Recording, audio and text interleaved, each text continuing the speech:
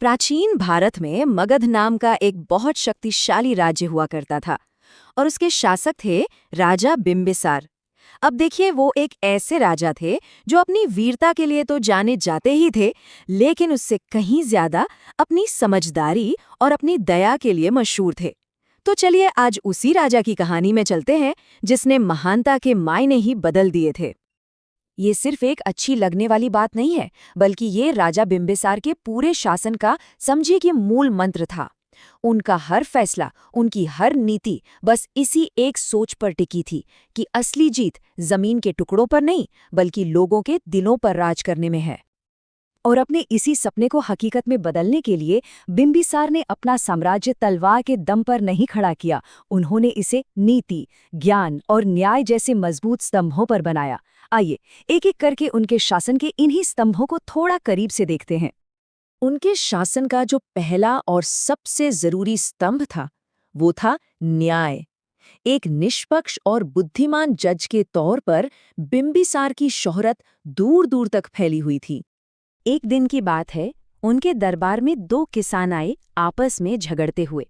मामला बड़ा ही अजीब था। दोनों एक ही पेड़ पर अपना अपना हक जता रहे थे। ये एक ऐसा झगड़ा था जो पहली नजर में देखें तो सुलझाना नामुमकिन सा लग रहा था। अब सवाल यही था कि आखिर असली मालिक है कौन। राजा के सामने न्याय करने की एक बहुत बड़ी चुनौती थी। उनका जो भी फैसला होता, उसी से ये तय होना था कि लोगों का न्याय व्यवस्था पर भरोसा बना रहेगा या नहीं। और बस यहीं पर बिम्बिसार की समझदारी काम आई। उन्होंने झगड़े पर ध्यान देने के बजाय उस पेड़ की कहानी पर ध्यान दिया।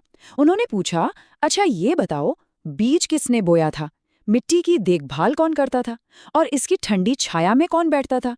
इन सीधे साधे सवालों ने ही पूरी सच्चाई सामने लाकर रख दी और असली मालिक को उसका हक मिल गया।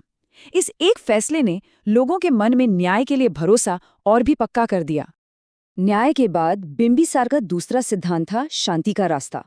वो लड़ाई झगड़े की जगह कूटनीति और सूझबूझ से बनाए गए गठबंधनों को ज्यादा महत्व देते थे। हुआ ये कि जब पड़ोसी राज्य अंग के साथ तनाव बहुत बढ़ गया, तो उनके सभी मंत्रियों ने एक सुर में कहा, युद्ध ही एकमात्र रास्ता है। लेकिन बिम्बिसार ने बहुमत की बात सुनने के बजाय अपने विवेक की सुनी। उनका जवाब जितना सरल था, उतना ही गहरा भी। उन्होंने युद्ध का ऐलान करने की जगह अंग के शाही परिवार के साथ एक वैवाहिक गठबंधन बना लिया। सोचिए, इस एक समझदारी भरे कदम ने न सिर्फ एक भयानक युद्ध को टाल दिया, बल्कि दो राज्यों के बीच दोस्ती का एक ऐसा रिश्ता बनाया जो सालों तक चला। देखिए, बिम्बिसार का शासन सिर्फ राजनीतिक चतुराई पर ही नहीं टिका था। वो ज्ञान और आध्यात्मिक गुरुओं का बहुत गहरा सम्मान करते थे, और ये सम्मान उनके हर फैसले में साफ झलकता था। जब गौतम बुद्ध ज्ञान प्राप्त करने के बाद मगध पहुंचे, तो बिम्बिसार खुद उनका स्वागत करने गए और उनसे कहा, प्रभु, मगध की ये भूमि आपकी सेवा में है। उन्होंने राजगीर में मशहूर वेलुवन विहार दान में दिया, एक ऐसा योगदान जो आज भी बौद्ध इतिहास में सुनहरे अक्षरों में लिखा हुआ है। अब बात करते हैं बिम्बिसार की जीवन की उस सबसे कठिन परीक्षा की, जिसने उनके सिद्धांतों को सबसे ज्यादा परखा। ये वो घटना थी जिसने उनके चरित्र की असली गहराई को पूरी दुनिया के सामने ला दिया।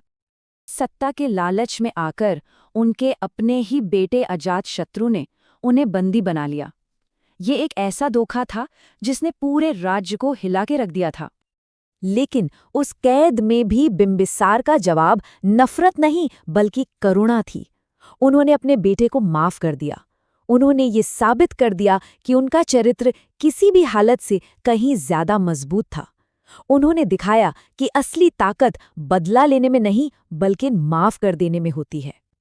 तो राजा बिम्बिसार की ये कहानी हमें सिखाती क्या है? उनकी विरासत बड़े बड़े महलों या खजानों में नहीं है, बल्कि उन मूल्यों में है जो वो हमारे लिए छोड़ गए। यही उनकी पूरी कहानी का निचोड़ है, एक ऐसा संदेश जो आज भी उतना ही जरूरी है। ये हमें याद दिलाता है कि असली महानता ताकत से नहीं, बल्कि ऊंचे चरित्र से आती है। और ये कहानी हमारे लिए एक सवाल भी छोड़ जाती है कि असली महानता तलवार से जीती गई लड़ाइयों में है, या फिर करुणा और न्याय से जीते गए दिलों में।